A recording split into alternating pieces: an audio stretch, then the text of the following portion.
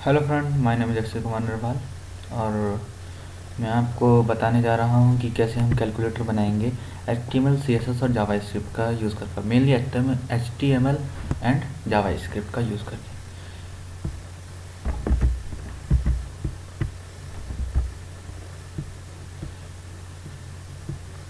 Before starting, शुरुआत करने से पहले मैं आपको बताना चाहूँगा कि हमें दो चीज़ों की आवश्यकता पड़ेगी।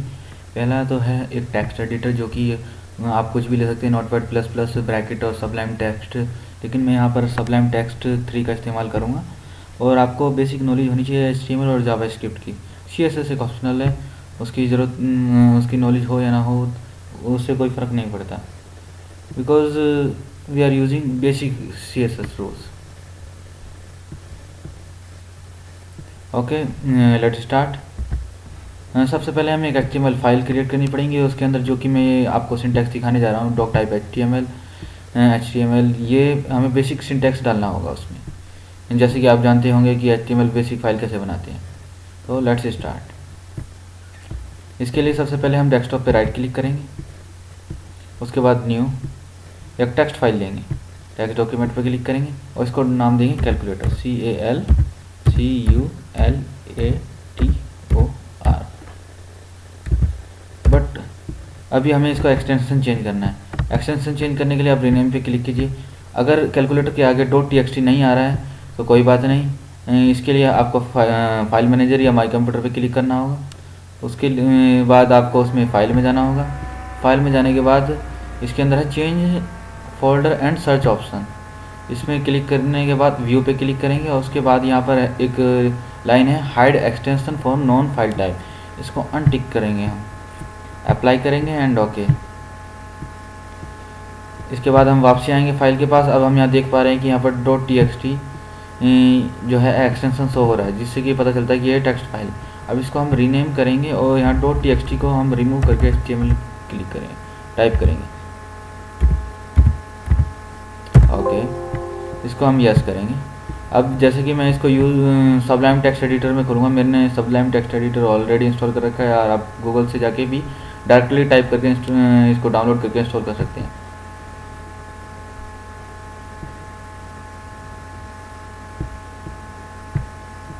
ओके, इसके बाद मैं इस कैलकुलेटर फाइल को ओपन करूँगा, या भी इसको ड्रैग एंड ड्रॉप करके भी ओपन कर सकते हैं। Just type the basic syntax of the HTML code.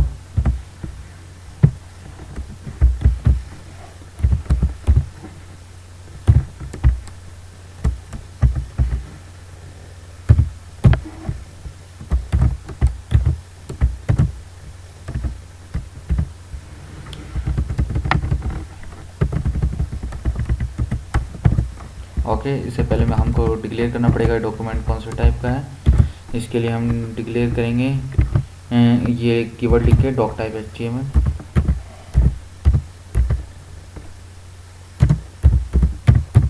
यह एक HTML फाइल है दिस कीवर्ड सोर्स। उसके बाद एक HTML का हमने कोड टाइप किया, इसके अंदर हम एक कोड नेक्स्ट जो सिंटैक्स टाइप करेंगे वो है अपना हेड सिंटैक्स।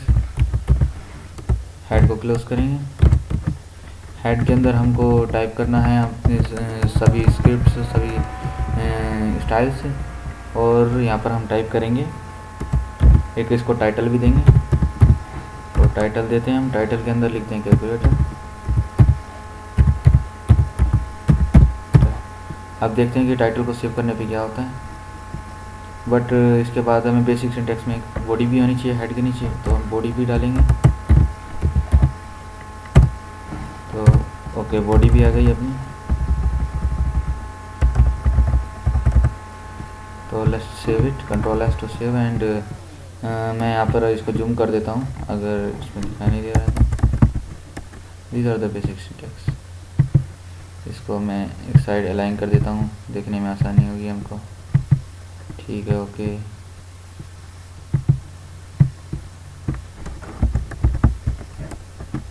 ठीक है, अब मैं इस फाइल को खोलता हूँ ब्राउज़र में। यहाँ पर मैं फायरफॉक्स का यूज़ कर सकता हूँ, आप कोई सा भी ब्राउज़र यूज़ कर सकते हैं, जो सा भी आप चाहें।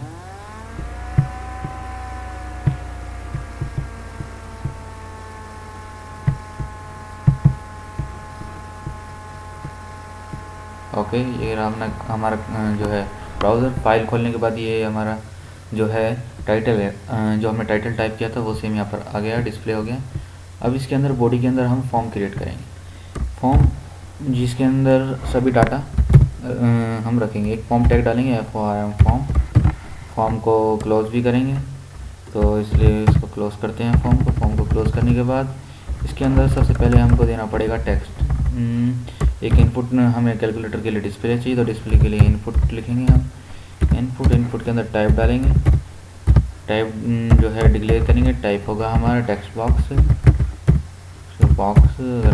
टेक्स्ट बॉक्स टाइप डालने के बाद इसको हम एक नाम देंगे, जैसे कि हम इसको आइडेंटिफाई करें। नेम हमने दे दिया TXT1 या TXT नॉर्मली भी दे सकते हैं। एंड जस्ट सेव इट, एक ब्रैकेट, जिससे कि नेक्स्ट लाइन हमारी जो है नीचे से शुरू हो, इसके सामने से ना शुरू हो। फिर एक हम इसको बटन देते हैं इनपुट, इसके अंदर टाइप है बटन, जैसे कि हमने बताया था।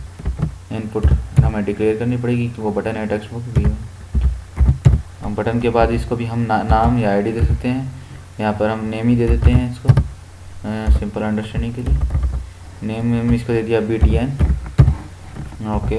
और यहाँ पर हम इसमें जो है इसको हम क्लोज करेंगे, ठीक है, ओके। कंट्रोल S सेव करेंगे और इसको पेज को रिफ्रेश करेंगे, तो यहाँ पर हम देखेंगे एक बटन है और बटन पे कुछ नहीं शो हो रहा है। तो इसके लिए हमको इसमें डालना पड़ेगा वैल्यू, VALUE। वैल्यू वो चीज़ होती है जिससे बटन के अंदर का कंटेंट शो होता है, जैसे कि आप जानते ही होंगे। तो यहाँ मैं डालता हूँ बटन 9। तो बटन 9 डालने के बाद कंट्रोल S करेंगे और यहाँ पर 9 वैल्यू डिस्प्ले हो जाएगी। बट मेरे को 9 पे क्लिक करने पे यहाँ पर एक वैल्यू डिस्प्ले करानी है, तो मेरे को यहाँ पर एक फंक्शन कॉल करना पड़ेगा। फंक्शन कॉल करने के लिए ऑन क्लिक एक कीवर्ड है, ऑन क्लिक पे एक फंक्शन कॉल होना चाहिए। तो पहले हमें फंक्शन बनाना पड़ेगा, इसको हम ऐसे ही सेव करते हैं। फंक्शन पे हम यहाँ पर एक स्क्रिप्ट टैग बनाएंगे। स्क्रिप्ट पे क्लिक किया, टेक्स्ट जावा स्क्रिप्ट, ये हमें डालना पड़ेगा। टाइप क्या है इसका, टेक्स्ट है या जावा स्क्रिप्ट है। टेक्स्ट और जावा स्क्रिप्ट दोनों डालना पड़ेगा। इसके बाद हम इसके अंदर डिक्लेयर करेंगे एक फंक्शन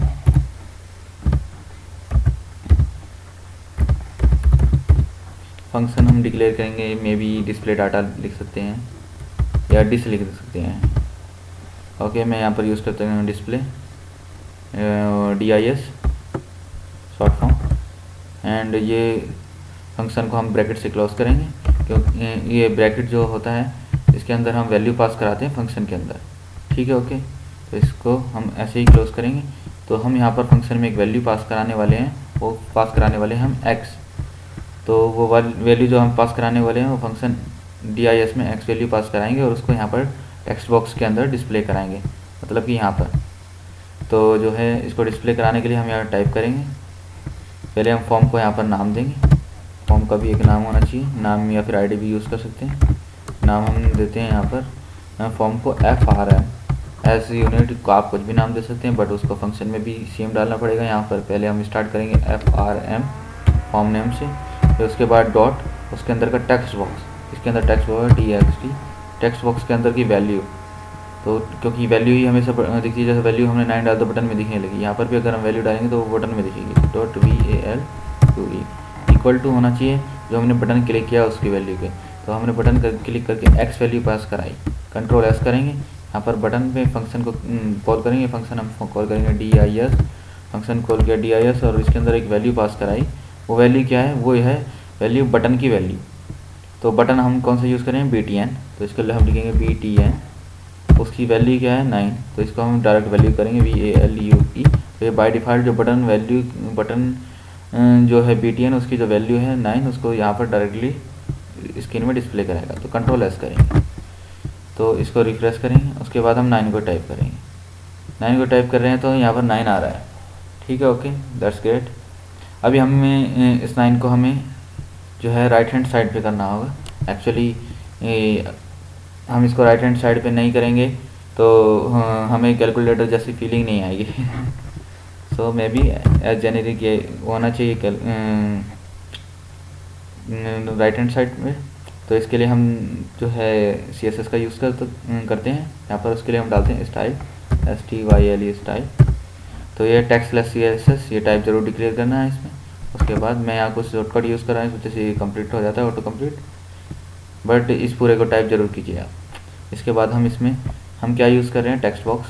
तो यहाँ पर नाम है टेक्स्ट बॉक्स, तो हम टेक्स्ट बॉक्स को एक आईडी भी देते हैं, आईडी या फिर हाँ आईडी, हमने एक आईडी दी, तो आईडी दी हमने वो भी दी TEXT text BOX text box, हमने इसकी आईडी दी। कंट्रोल S सेव करेंगे। हम स्टाइल, ये स्टाइल स्टार्ट स्टाइल क्रॉस, इसके बीच में हम टेक्स्ट बॉक्स लिखेंगे। तो ये हम टेक्स्ट बॉक्स की आईडी लिखने के लिए हम टेक्स्ट बॉक्स आईडी कैसे कॉल करेंगे, हैश से कॉल करेंगे। आईडी हमेशा स्टाइल के अंदर हैश से कॉल की जाती है। और यहाँ लिखेंगे हम टेक्स्ट बॉक्स TEXT BOX, इसमें हम क्लोज करेंगे। ये पैरेंथेसिस ये जो ब्रैकेट्स लगाते हैं इनके अंदर हम वैल्यू लिखते हैं, ये starting bracket and closing bracket. इसके अंदर हम लिखेंगे टेक्स्ट अलाइनमेंट क्या होना चाहिए वो हम लिखेंगे राइट। कंट्रोल S करेंगे। कंट्रोल S करने के बाद हम जब पेज को रिफ्रेश करेंगे तो ये हमारा राइट हैंड साइड पे चला गया। That's it. अब इसके बाद हम सेम बटन वैल्यू को कॉपी एंड पेस्ट कर सकते हैं, बट हमेशा हमको बटन की वैल्यू चेंज करनी होगी। बटन की वैल्यू और बटन का नाम, अगर ये हमने चेंज नहीं किया तो हम वैल्यू डिस्प्ले नहीं कर पाएंगे। जैसे कि मैंने दो सेम बटन 9 वैल्यू, बटन इसका नेम है और ऑन क्लिक पे सेम फंक्शन कॉल कर रहे हैं। फंक्शन सेम कॉल किया जा सकता है, लेकिन नाम और वैल्यू सेम होने की वजह से हम इसको सेव करके रिफ्रेश करेंगे तो अब हम वैल्यू अपडेट नहीं करा पाएंगे। हम बटन कोई सा भी दबाएं वैल्यू अपडेट नहीं हो रही, क्योंकि सेम नाम के दो फंक्शन होने की वजह से ये कंफ्यूज हो जाएगा प्रोग्राम की मेरे को इस वाले बटन की वैल्यू लेनी है या इस वाले बटन की वैल्यू लेनी है। तो इसलिए हमें इसको चेंज करना होगा। तो हम इसको करते हैं बटन 9 की वैल्यू बटन 9, बटन 8 की वैल्यू बटन वैल्यू 8। तो कंट्रोल S करेंगे। इसके बाद हम रिफ्रेश करेंगे। अब इसके बाद हम क्लिक करेंगे तो हमारी वैल्यू नहीं हो रही, क्योंकि हम लोगों ने क्या किया था, हमने नाम चेंज किया लेकिन इधर नाम नहीं चेंज किया। तो इसको हम 9 करेंगे, क्योंकि बटन 9 डॉट वैल्यू बटन 9 की वैल्यू और यहाँ बटन 8 डॉट वैल्यू, तो बटन 8 की वैल्यू जानी चाहिए। हम रिफ्रेश करेंगे। उसके बाद 8 पे क्लिक करेंगे 8 और 9 पे क्लिक करेंगे 9। बट जैसे हम वैल्यू बट दूसरा बटन क्लिक करते हैं तो पुराना वाले बटन की वैल्यू डिलीट हो जाती है। तो इसको सॉल्व करने के लिए हम क्या करेंगे, हम इसमें करेंगे, हम लिखेंगे FRM फॉर के अंदर जो टेक्स्ट है TXT, उसके अंदर जो वैल्यू है VALUE, उसमें प्लस होनी चाहिए, उसके अंदर प्लस होना चाहिए x की वैल्यू। x क्या है हमारा, ये पुराना नई वैल्यू जो हम क्लिक करेंगे वो नई वैल्यू इधर आएगी और पुरानी वैल्यू यहाँ पर रहेगी। तो जैसे जब जितनी बार हम क्लिक करेंगे तो पुरानी वैल्यू इधर आ जाएगी और नई वैल्यू उसमें जुड़ जाएगी। तो कंट्रोल S करेंगे। इसके बाद अगर हम टाइप करेंगे रिफ्रेश करने के बाद, तो अभी मैं 9 टाइप करता हूँ 9, उसके बाद 8 टाइप करता था 8 पीछे आ जाता है। उसके बाद मैं अगर 9 टाइप करता 9 और 8 को दोबारा टाइप करता था 8, दोबारा 8 टाइप करूँगा तो 8। तो ये वैल्यू पहली वैल्यू डिलीट नहीं हो रही, उसके बाद नई वैल्यू ऐड होती जा रही है, जैसे कि मैंने आपको इस फंक्शन में बताया। जैसे एज इट इज़ हम इन बटनों को जो है हम कॉपी एंड पेस्ट करेंगे।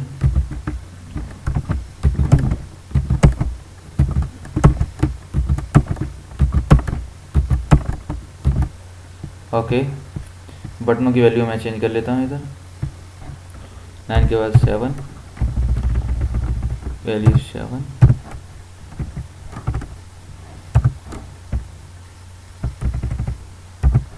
6, वैल्यू 6, और यहाँ पर भी फंक्शन में चेंज करना ना भूलें।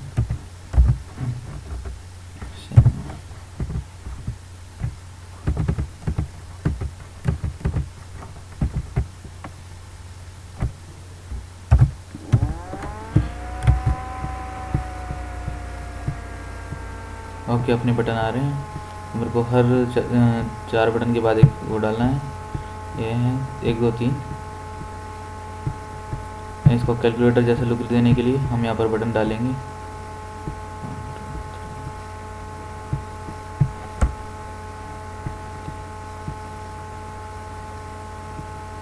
नाइन 8 7 6 की जगह बटन P कर देते हैं, पॉजिटिव बटन डिवाइड की वैल्यू दे देंगे हम डिवाइड एंड बटन डी, उसके बाद 6। अभी मैं इसको रेडी कर लेता हूँ सभी कोडों को, जैसे कि मैं 1 बाय 1 रेडी करता जा रहा हूँ। तो इसके लिए मैं अभी इसको स्किप कर देता हूँ।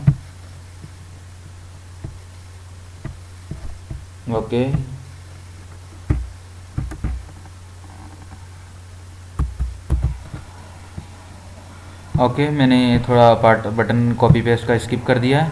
वो मैंने इसलिए स्किप कर दिया है, जैसे कि आप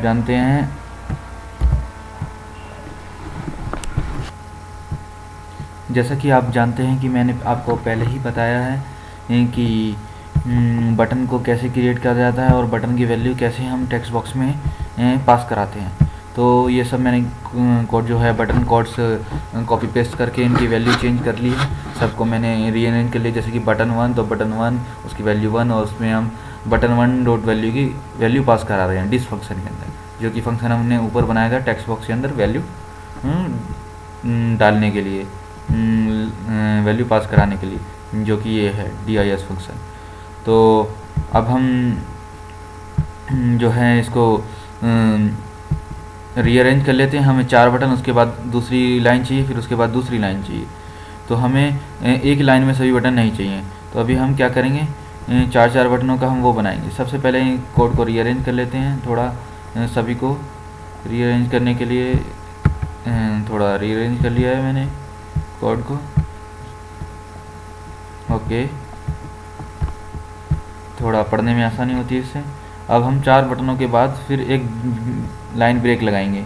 तो 1 बटन, 2 बटन, 3 बटन,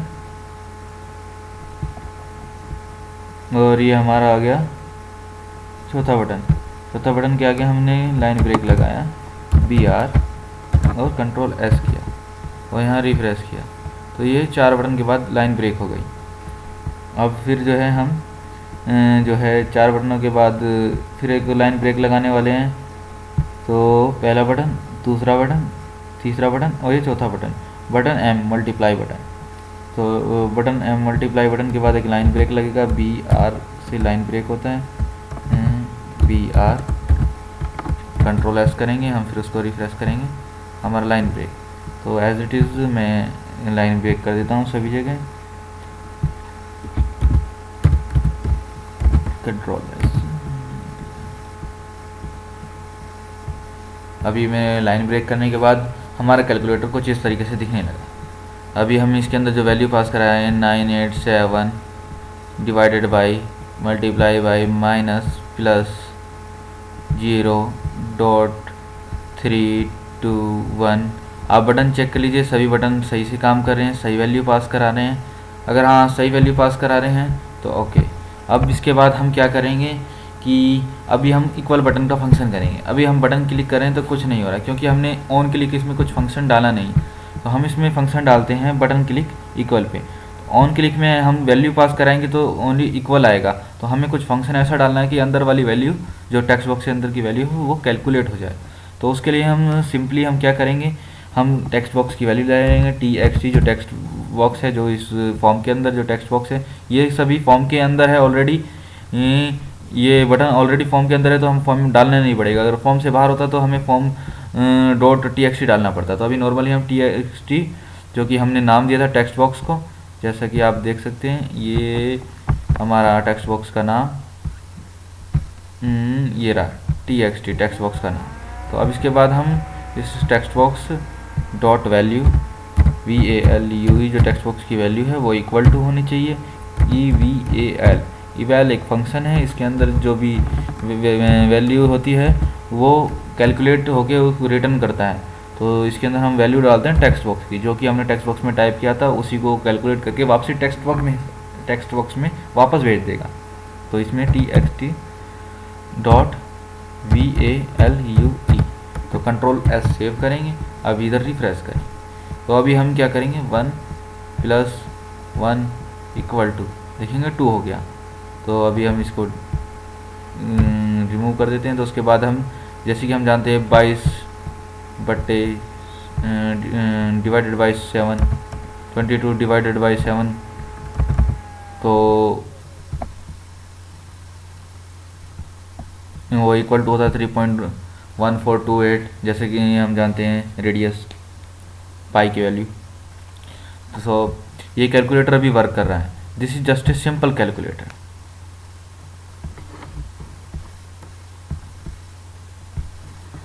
इसी के साथ मैं आपसे विदा लेता हूँ। और हाँ, ये पहला पार्ट था। अब हम नेक्स्ट पार्ट में मिलेंगे।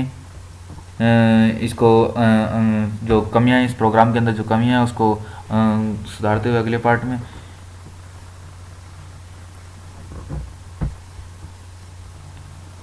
तो प्लीज़ सब्सक्राइब हियर।